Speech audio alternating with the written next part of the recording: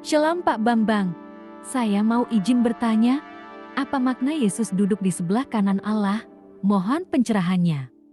Maka kalau Anda sering dibully, ya, itu harus tahan bantingan, akalnya dipakai, supaya sekalipun kita tidak membuli orang lain, tapi bisa menjawab bulian orang lain.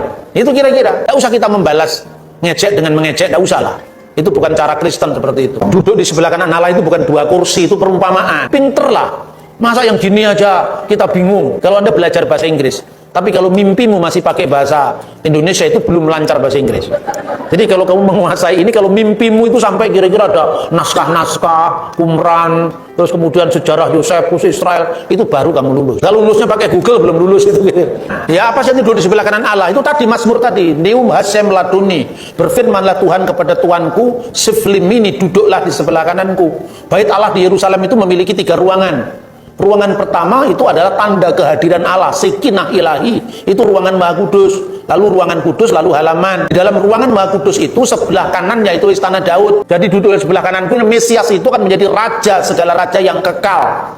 Itu artinya bukan artinya ada 2 kanan dan kiri, bukan. Tuhan kan nggak mengenal kanan dan kiri, atas dan bawah, karena Tuhan itu mengatasi ruang dan waktu. Jadi jangan membayangkan Yesus dalam kemanusiaannya.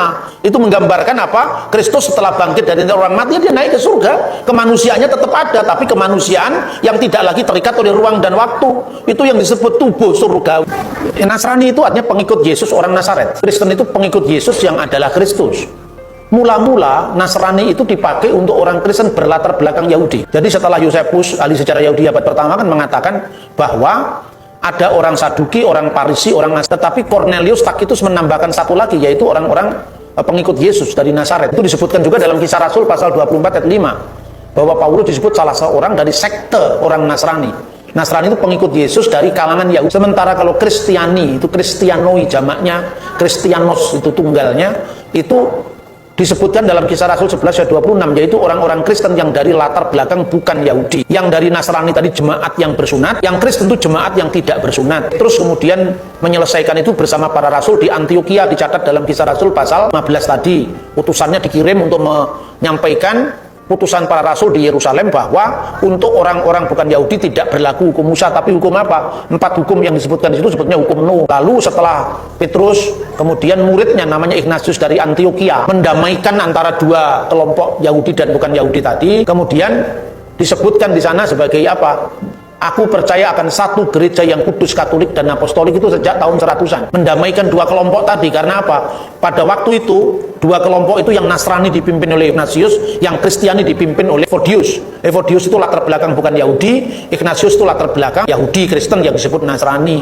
Tapi setelah akhirnya perkembangan kemudian mereka semakin bisa saling memahami, mulailah dikenal istilah satu gereja yang kudus, katolik, dan apostolik. Katolik itu belum menjadi nama gereja sekarang, itu masih menjadi kata sifat dari gereja, artinya satu gereja yang kudus, am, dan rasuli. Munculnya di sana. Tapi sejak abad keempat, kata Nasrani ini dibajak oleh bidat yang namanya bidat Nasrani Mandayan. Sejak saat itu orang-orang Kristen di Arab sampai hari ini tidak mau disebut Nasrani, karena Nasrani itu selalu menimbulkan salah paham. Tapi kalau Nasrani di abad pertama itu adalah orang Yahudi Kristen, orang Yahudi yang mengikuti Yesus berdasarkan hukum Musa. Kalau Kristen di Antioquia, orang-orang yang mengikuti Yesus berdasarkan hukum Nuh. Kira-kira seperti itu. Ya, kira-kira itu. Pertanyaan berikutnya, kata Tritunggal tidak ada dalam Alkitab. Teologi agama apapun judulnya juga tidak ada di Alkitabnya. Kenapa hanya Kristen yang dibully? Islam misalnya, ajaran utamanya tauhid. Mana ada kata tauhid dalam Quran? Apa kalau nggak ada judul berarti ajarannya salah? Oh, judul dipersoalkan, isinya gagal, Pak. Ya toh? Jangan mempersoalkan judul. Oke Pak Bambang, penjelasan Anda sangat mencerahkan dan menguatkan iman kami. Terima kasih, Tuhan Yesus memberkati.